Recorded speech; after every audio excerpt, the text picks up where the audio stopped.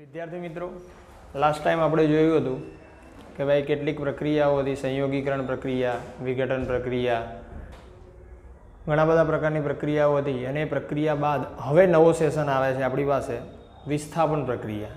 એની અંદર મેં કીધેલું તે પ્રમાણે બે ટોપિક છે. વિસ્થાપન પ્રક્રિયામાં એક વિસ્થાપન અને દ્વિવિસ્થાપન. જોઈએ આપણે વિસ્થાપન પ્રક્રિયાઓ. એમાં બે ટોપિક છે. એક ટોપિક છે એક વિસ્થાપન અને બીજો ટોપિક છે આપણી પાસે દ્વિવિસ્થાપન.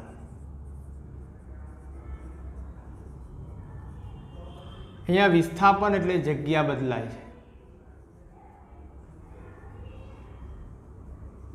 સાદો અર્થ આપણે સમજીએ છીએ, પરંતુ અહીંયા આપણે ધ્યાન પર લેવાનું છે કે વિસ્થાપન પ્રક્રિયાઓ માટે સક્રિયતા શ્રેણી જરૂરી છે. સક્રિયતા શ્રેણી એટલે શું જોઈએ આપણે. ચેપ્ટર નંબર 3 ની અંદર આપણે ફરી ભણવાનું છે. સક્રિયતા શ્રેણી વિશેની માહિતી આપણે મેળવવાની છે. તો એ સક્રિયતા શ્રેણી વિશેની માહિતી મેળવીએ.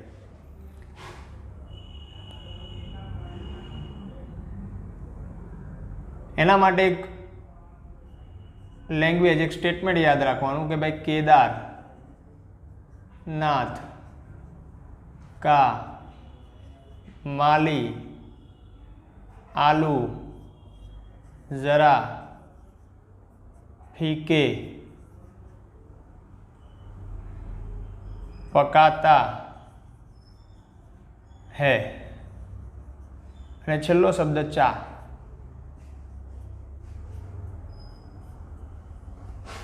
સક્રિયતા શ્રેણીને યાદ રાખવાની આ એક ટ્રીક છે કે ભાઈ કેદારનાથ કા માલી આલू जरा फीके पकाता है. અને એના પછીનો એક બીજા સેગમેન્ટ છે આપણી પાસે, ચા શબ્દ. જોઈએ આપણે કે ભાઈ કેદાર એટલે પોટેશિયમ, નાથ એટલે સોડિયમ, કા એટલે કેલ્શિયમ, માલી એટલે Mg, આલુ એટલે Al, Zn એટલે જરા, ફિક્કે એટલે Fe, પકાતા એટલે Pb, હે મતલબ હાઇડ્રોજન, ચા વાળો શબ્દ, ચા વાળા શબ્દની અંદર Cu અને Au વચ્ચે બંને Gg એટલે થઈ જાય કોપર, મર્ક્યુરી, સિલ્વર અને ગોલ્ડ. આ થઈ ગઈ સક્રિયતા શ્રેણી. હવે આ સક્રિયતા શ્રેણીને આપણે કઈ રીતે ધ્યાન પર લેવાની છે આ કોન્સેપ્ટની અંદર, વિસ્થાપન પ્રક્રિયાની અંદર? તો જોઈએ કે ભાઈ જે સૌથી ઉપર છે, આ જે તમને દેખાઈ રહ્યું છે તે વધુ સક્રિય છે, વધુ સક્રિય. અને આ જે છે તે સૌથી ઓછું સક્રિય, ઓછું સક્રિય. અહીંયા મારે સ્ટેટમેન્ટ લખવું હોય તો કંઈક આ પ્રમાણે લખી શકું છું હું કે ભાઈ વધુ સક્રિય ધાતુ વડે ઓછી સક્રિય ધાતુના ક્ષારના જલીય દ્રાવણમાંથી તે ધાતુનું વિસ્થાપન કરવું અથવા તો વિસ્થાપન કરે છે, એવું તમે લખી શકો. વધુ સક્રિય એટલે ઉપરના જે છે તે વધુ સક્રિય, નીચે તરફ જઈએ તેમ ઓછું સક્રિય. તો ઉદાહરણ તરીકે મારે લેવું હોય તો કે ભાઈ Zn વત્તા FeSO4 ઇટ ગીવ. જોજો Zn અને Fe, તો Zn અહીંયા છે, Fe અહીંયા છે. ક્લિયર? તો Zn અને Fe વચ્ચેની સક્રિયતામાં કોણ છે વધુ? તો Zn એટલે કે વધુ સક્રિય ધાતુ વડે ઓછી સક્રિય ધાતુના ક્ષારના, SO4 એટલે ક્ષારનું જલીય દ્રાવણ, એટલે આ એક્વિયસ છે અને આ સોલિડ છે. જલીય દ્રાવણમાંથી તે ધાતુનું એટલે Feનું વિસ્થાપન કરે છે. એટલે કે Zn ક્યાં બેસી જશે? Fe પર. તો બનશે કંઈક આ પ્રમાણે ZnSO4 વત્તા Fe. ક્લિયર? આ એક ઉદાહરણ થઈ ગયું. એવી જ રીતે બીજું ઉદાહરણ લેવું હોય તો મારે કોપર વાળું, અહીંયા Cu છે, કોપર ક્લોરાઇડ લઈ લઉં અને ઝીંક લઈ લઉં તો પણ ચાલે. તો કે ભાઈ Zn વત્તા CuCl2 ઇટ ગીવ શું બની જશે ZnCl2 વત્તા C. વિસ્થાપન ફરીવાર કે વધુ સક્રિય ધાતુ વડે ઓછી સક્રિય ધાતુના ક્ષારના જલીય દ્રાવણમાંથી તે ધાતુનું વિસ્થાપન કરવું. એટલે ZnCu ની જગ્યા પર બેસે છે. તો માત્ર એક જ અહીંયા વ્યક્તિ બદલાય છે, એટલે કે Zn એ Cu ના સ્થાન ઉપર બદલાય છે એમ. એટલે આપણે એને એક વિસ્થાપન એવું નામ આપીએ છીએ. એવી જ રીતે દ્વિવિસ્થાપનની અંદર વાત કરું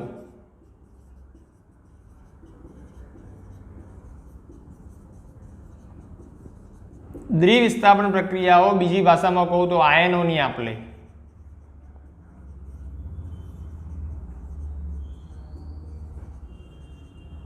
આયનોની આપલે થવી. ઉદાહરણ તરીકે લઉં કે ભાઈ સોડિયમ સલ્ફેટ Na2SO4 અને બેરિયમ ક્લોરાઇડ BaCl2. બરાબર છે. હવે જોજો આની અંદર આપણે કોષ્ટક ભણી ગયા છે ધોરણ 9 ની અંદર કે ભાઈ Na પ્લસ વીજભાર ધરાવે, આ માઇનસ વીજભાર ધરાવે, આ પ્લસ વીજભાર ધરાવે, આ માઇનસ વીજભાર ધરાવે, એટલે આયનો. હવે ગુણકના આધારે જે તે બે થતા હોય તે, જેમ કે આ +2, આ એકનો -2, આ Ba+2, આ બે Cl ના બે -2. હવે ઇન્ટરકોમ થશે એટલે કે આની અંદર NaCl સાથે જોડાશે અને BaSO4 સાથે જોડાશે, એટલે બે અહીંયા સ્થાન બદલાય છે. માટે આપણે દ્વિવિસ્થાપન એવો શબ્દ આપીએ છીએ. તો કંઈ કમ્પાઉન્ડ આ રીતે બનશે 2NaCl વત્તા BaSO4. આને કહીશું આપણે બેરિયમ સલ્ફેટ અને સોડિયમ ક્લોરાઇડ. આવું જ એક ઉદાહરણ લેવું હોય મારે કે ભાઈ AgNO3 વત્તા NaCl. જોજો AgNO3 વત્તા NaCl, તો આની અંદર પણ સેમ એવું છે, આ પ્લસ વીજભાર, આ માઇનસ વીજભાર, આ પ્લસ વીજભાર, આ માઇનસ વીજભાર. ઇન્ટરકોમ થાય, Cl જોડાય Ag સાથે, NO3 જોડાય Na સાથે, તો બની જશે NaNO3 વત્તા AgCl એટલે કે સિલ્વર ક્લોરાઇડ. ક્લિયર? ફરી એકવાર જોઈએ શું કહે છે કે એક વિસ્થાપન અને દ્વિવિસ્થાપન એટલે કે બે ભાગ છે. એક વિસ્થાપનની અંદર જો હું વાત કરું તો જગ્યા બદલાય છે. સક્રિયતા શ્રેણી याद रखवानी रीत कि भाई केदारनाथ का माली आलू जरा फीके पकाता है અને છેલ્લો શબ્દ પહેલા 4 આંકડા એટલે કે 4 શબ્દ આપણે યાદ રાખવાનો છે. Potassium, sodium, calcium, magnesium, aluminium, zinc, iron, lead, hydrogen, copper, mercury, silver અને ગોલ્ડ. આનાથી પણ બીજા કેટલાક ઉદાહરણ તમે લઈ શકો છો. ઉદાહરણ આપણે લેવું તો ઘણા બધા તમે લઈ શકો કે ભાઈ Pb વત્તા CuCl2. આના સિવાય મારે ઉદાહરણ લેવા હોય તો તમે લખી શકો એક વિસ્થાપન માટે Pb વત્તા CuCl2. તો શું લખી શકાશે ભાઈ? PbCl2 વત્તા Cu. સિમ્પલ. Pb અને Cu ની વાત કરીએ તો જો અહીંયા Pb વધુ સક્રિય છે કોના કરતાં? Cu કરતાં. ટૂંકમાં આપણે એટલું યાદ રાખવાનું છે કે વધુ સક્રિય ધાતુ વડે ઓછી સક્રિય ધાતુના ક્ષારના જલીય દ્રાવણમાંથી તે ધાતુનું વિસ્થાપન કરે છે. વિસ્થાપન એટલે જગ્યા બદલવું, પોતાનું સ્થાન મેળવે છે. એટલે કે Zn એ Fe નું સ્થાન મેળવી લે છે. ક્લિયર? એટલે Zn વત્તા FeSO4 ઇટ ગીવ ZnSO4 વત્તા Fe. Zn વત્તા CuCl2 ઇટ ગીવ ZnCl2 વત્તા Cu. ઇન્ટરકોમ જગ્યા બદલાય છે. એવી જ રીતે દ્વિવિસ્થાપન. દ્વિવિસ્થાપનની અંદર શું છે કે ભાઈ આયનોની આપલે થવી. Na2SO4 વત્તા BaCl2 ઇટ ગીવ 2NaCl વત્તા BaSO4. એવી જ રીતે AgNO3 વત્તા NaCl ઇટ ગીવ NaNO3 વત્તા AgCl. ધોરણ 9 ની અંદર આપણે કોષ્ટક ભણી ગયા છે. એ કોષ્ટક તમને આવડવો જોઈએ તો જ આમાં ખબર પડે કે ભાઈ પ્લસ વીજભાર માઇનસ વીજભાર કયા છે અને એના ઇન્ટરકોમ થાય એટલે કે એકબીજા પ્લસ માઇનસ સાથે જોડાય છે, જેને આપણે કહીએ છીએ આયનોની આપલે થવી. શું થવી મિત્રો? આયનોની આપલે થવી. આ વાત થઈ ગઈ આપણી વિસ્થાપન પ્રક્રિયાઓની અંદર. ક્લિયર? ઓકે. આપણે જે દ્વિવિસ્થાપન પ્રક્રિયાઓ જોઈ તો એ દ્વિવિસ્થાપન પ્રક્રિયાઓને બીજો એક ટોપિક અહીંયા આવે છે કે અવક્ષેપન એટલે શું? અવક્ષેપન. અવક્ષેપન એટલે શું? અવક્ષેપન એટલે કે કોઈ પણ પ્રક્રિયા થવાથી અદ્રાવ્ય પદાર્થ મળે. શું કહેવું છું? કે ભાઈ કોઈ પણ પ્રક્રિયા થવાથી અદ્રાવ્ય સફેદ પદાર્થ તરતો જોવા મળે તેને અવક્ષેપણ પ્રક્રિયા કહે છે. અવક્ષેપણ અથવા અવક્ષેપણ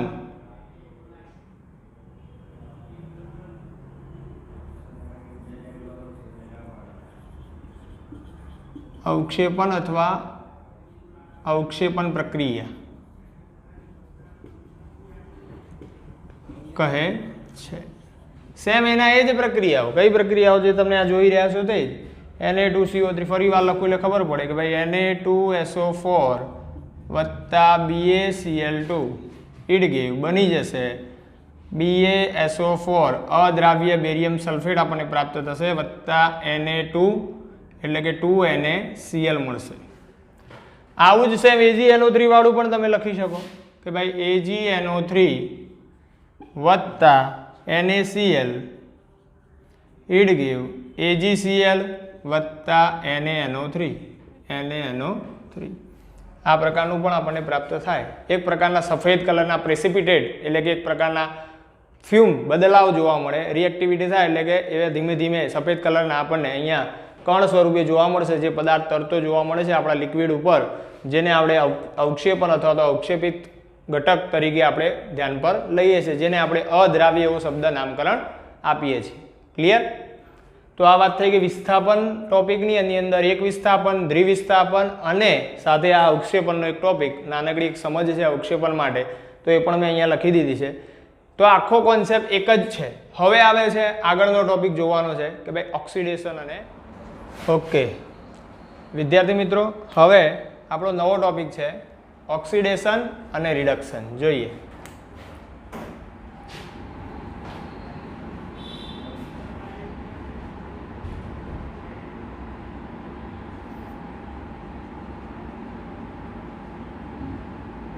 ઓક્સિડેશન અને રિડક્શન એ બંનેમાંથી એક શબ્દ નીકળે છે જેને આપણે કહીશું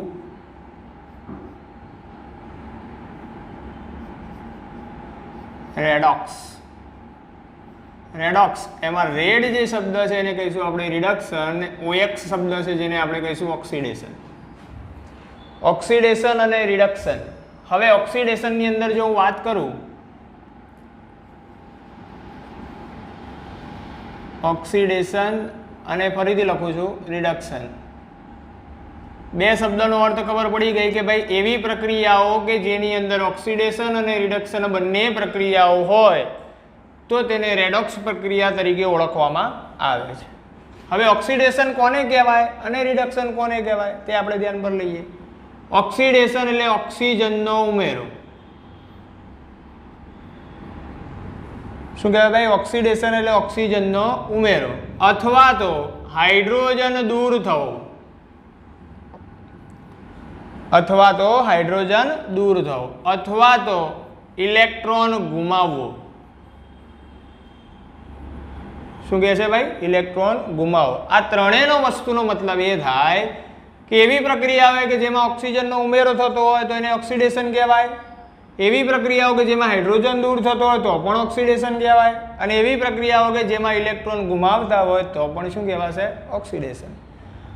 મતલબ કે ઓક્સિડેશનને ઓળખવાની આ ત્રણ પદ્ધતિ છે. રિડક્શનની જો વાત કરું તો રિડક્શનની અંદર ઉલટું, હાઇડ્રોજનનો ઉમેરો, ઓક્સિજન દૂર થવો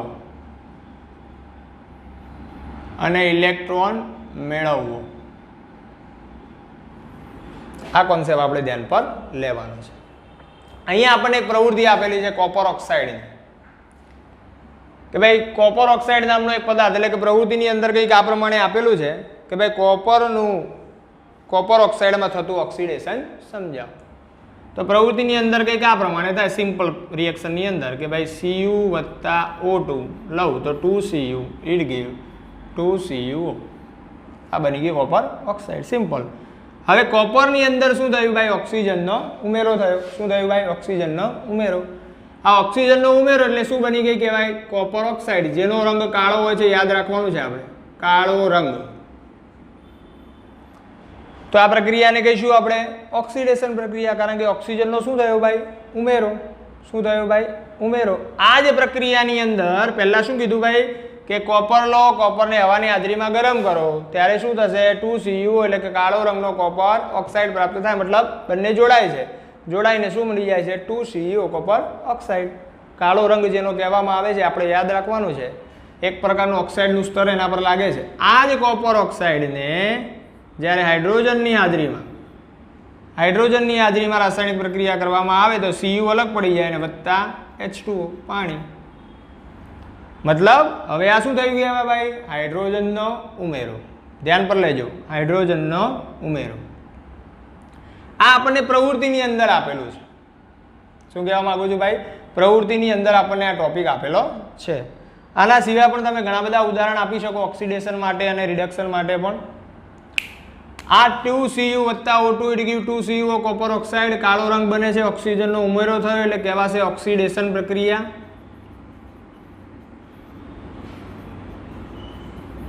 એવી જ રીતે આને કહીશું આપણે રિડક્શન પ્રક્રિયા.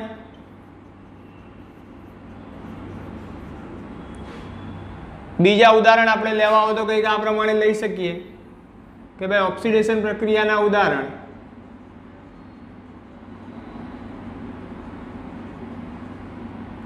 સિમ્પલ, જેમાં ઓક્સિજન થતો હોય તો C વત્તા O2 it give CO2 carbon dioxide. એવી જ રીતે Mg વત્તા O2 2Mg લઈ લઉં સમીકરણ સંતુલિત કરવા માટે, એટલે 2MgO મેગ્નેશિયમ ઓક્સાઇડ.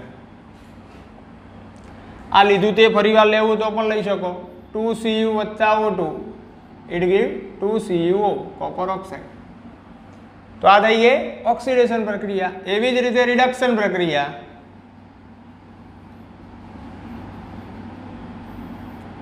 રિડક્શન પ્રક્રિયાની અંદર આપણે જોવું હોય તો રિડક્શન પ્રક્રિયામાં આપણે બનાવી શકીએ કોઈ પણ હાઇડ્રોજનવાળા કોઈ પણ, જેમ કે હમણાં જે જોયું તે એના સિવાય લખવું તો પણ CO2 વત્તા H2 ઇટ ગીવ. જોજો આમાંથી એક ઓક્સિજન અહીંયા જશે એટલે બનશે CO વત્તા H2O કાર્બન મોનોક્સાઇડ. શું કહેવાશે ભાઈ? Carbon monoxide. હાઇડ્રોજનનો ઉમેરો થયો અને ઓક્સિજન દૂર થયો. પછી આ પ્રક્રિયા લેવી તો પણ તમે લઈ શકો. CuO વત્તા H2 ઇટ ગીવ Cu વત્તા H2O. ક્લિયર? એના પછી બીજી પ્રક્રિયા લેવી હોય તમારે તો MgO લઈ શકો, મેગ્નેશિયમ ઓક્સાઇડ. MgO વત્તા H2 ઇટ ગીવ Mg વત્તા H2O. સિમ્પલ પ્રક્રિયાઓ છે. અહીંયા જો બધામાં હાઇડ્રોજન દેખાય છે, અહીંયા બધામાં ઓક્સિજન દેખાય છે. આને કહેવાય ઓક્સિજનનો ઉમેરો, આને કહેવાય હાઇડ્રોજનનો ઉમેરો. ક્લિયર?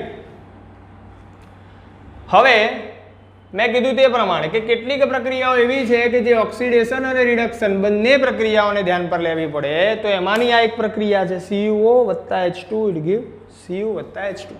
તો આપણે એને ધ્યાન પર લઈએ.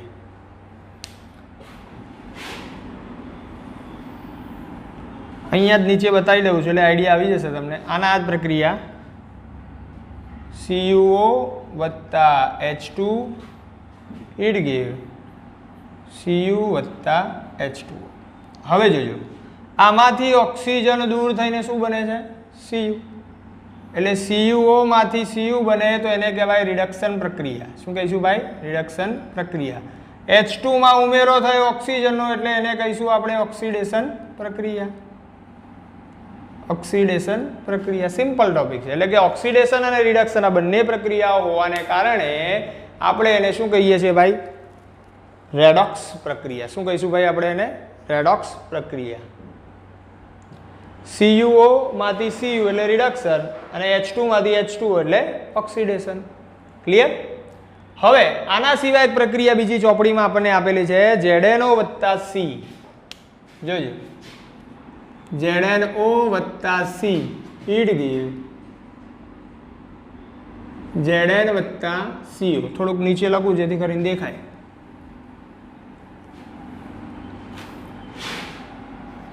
ZNO વત્તા C ઇટ ગીવ Zn વત્તા CO. જોજો સિમ્પલ. ZnO માંથી બની ગયું છે Zn એટલે ઓક્સિજન દૂર થયો તો એને શું કહીશું ભાઈ? અહીંયા જોવાનું ઓક્સિજન દૂર થવો તો શું કહેવાય? રિડક્શન. રિડક્શન પ્રક્રિયા. CO માં ઉમેરો થયો ઓક્સિજનનો તો અહીંયા આપણે ધ્યાન પર લઈશું ઉમેરો થયો તો શું કહીશું ભાઈ આપણે? ઓક્સિડેશન. શું કહીશું ભાઈ? ઓક્સિડેશન. તો આ બંને સમાયેલી છે માટે એને શું કહીશું ભાઈ? રેડોક્સ પ્રક્રિયા. કઈ પ્રક્રિયાઓ કહીશું આપણે? રેડોક્સ પ્રક્રિયા. ક્લિયર? હવે ચોપડીમાં એક IMP આપણને આપેલી છે થિયરી, તે આપણે ધ્યાન પર લઈએ. MnO2 plus 4HCl it give MnCl2 વત્તા 2H2O વત્તા O2. જોજો MnO2 વત્તા 4HCl it give MnCl2 વત્તા 2H2O અને વત્તા O2. જોજો કંઈક આ પ્રમાણે સમીકરણ છે. MnO2 વત્તા HCl it give MnCl2 વત્તા 2H2O વત્તા Cl2. ઓકે. હવે જોજો આની અંદર છે તો ધોરણ 11-12 સાયન્સની અંદર રેડોક્સ નામનું ચેપ્ટર આવે છે. એની અંદર ઓક્સિડેશન અર્ધ પ્રક્રિયા અને રિડક્શન અર્ધ પ્રક્રિયા આ પ્રકારના કોન્સેપ્ટના આધારે આપણે આની અંદર ભણવું પડે. કારણ કે આમાંથી ખબર ના પડે કે ક્યાં ઓક્સિડેશન થયું છે અને ક્યાં રિડક્શન થયું છે. એટલે ઓક્સિડેશન આંકના આધારે પણ તમે કહી શકો અને જે ઇલેક્ટ્રોન ગુમાવે ને ઇલેક્ટ્રોન મેળવે છે એના આધારે પણ કહી શકો. આપણને ચોપડીની અંદર તો સીધું જ લખીને આપી દીધું છે. જે તમે ચોપડી તમારી હોય તો ચોપડીમાં તમે જોઈ શકો છો કે ભાઈ MnO2 માંથી MnCl2 ઓક્સિજન ગુમાવે છે માટે રિડક્શન. MnO2 માંથી MnCl2 ઓક્સિજન ગુમાવે છે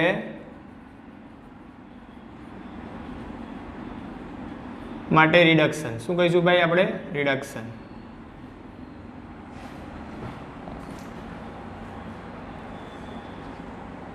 અને 4HCl માંથી Cl2 છેલ્લે Cl2 છે ભાઈ મિત્રો, અહીંયા ભૂલ છે, છેલ્લે Cl2 છે. 4Cl. ઓકે, એટલે 2 ને 2 4 થઈ ગયું.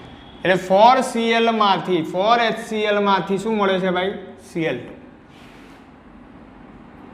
4HCl માંથી Cl2. અહીંયા શું કહે છે? ઓક્સિજન ગુમાવે છે માટે આપણે અહીંયા શું કહીશું? રિડક્શન. શું કહીશું ભાઈ આપણે? રિડક્શન. ધ્યાન પર લેજો. ઓક્સિજન ગુમાવે છે માટે આપણે શું કહીશું? રિડક્શન. અને હાઇડ્રોજન ગુમાવે છે માટે આપણે કહીશું ઓક્સિડેશન. જોજો અહીંયા હાઇડ્રોજન ગુમાવો, હાઇડ્રોજન ગુમાવે છે માટે ઓક્સિડેશન. શું કહીશું ભાઈ આપણે? ઓક્સિડેશન. હવે આની અંદર પ્રબળ ઘટક જો હું તમને કહું તો અહીંયા આપણી પાસે છે Mn. જોજો, અને આની અંદર આપણી પાસે છે Cl અહીંયા અને અહીંયા Cl2. હવે જોઈએ બીજી પદ્ધતિના આધારે જો મારે ગણવું હોય કે ભાઈ સિમ્પલ લોજિકના આધારે કે ભાઈ Mn નું અહીંયા Mn ધ્યાન પર લેવાનું છે. જોજો Mn ની વાત છે. ઓક્સિજન ગુમાવે છે તો ખરું જ, પરંતુ ઘટક કણ કોણ છે? તો કે ભાઈ Mn છે. તો ઓક્સિડેશન આંક પદ્ધતિના આધારે અને ઓક્સિડેશન અવસ્થાને આધારે પણ તમે લખી શકો કે ભાઈ MnO2 નો મારો ઓક્સિડેશન આંક ફાઇન્ડ કરવો હોય તો આને x ધારી લો વત્તા 2 ઓક્સિજન બરાબર 0. x વત્તા 2 ઓક્સિજનની સંયોજકતા -2 બરાબર 0. x વત્તા 2 દુને 4 -4 બરાબર 0 વત્તા ઓછા ઓછા 4 બરાબર 0 માટે x બરાબર 4. એટલે આનો +4 ચાર્જ છે. કેટલો છે? +4 આપણે ધ્યાન પર લઈ શકીએ.